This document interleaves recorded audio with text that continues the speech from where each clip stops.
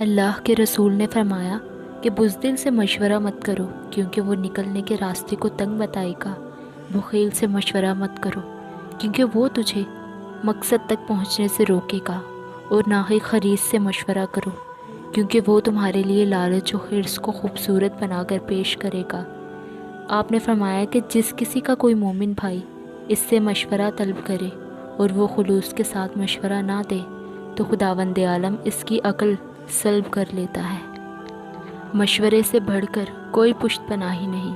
مشورے کے بعد کوئی شخص ہلاکت میں نہیں پڑ سکتا، اور کوئی گروہ جنہیں کسی کام میں مشورہ درکار ہو اور ان کے ہاں حامد، محمود، محمد یا احمد نامی شخص ہو اور وہ لوگ اسے بھی اپنے مشورے میں شامل کریں تو سوائے بھلائی کے کچھ نہیں پائیں گے۔ آپ سے پوچھا گیا کہ یا رسول اللہ احتیاط کیا ہے؟ فرمایا صاحبان رائے سے۔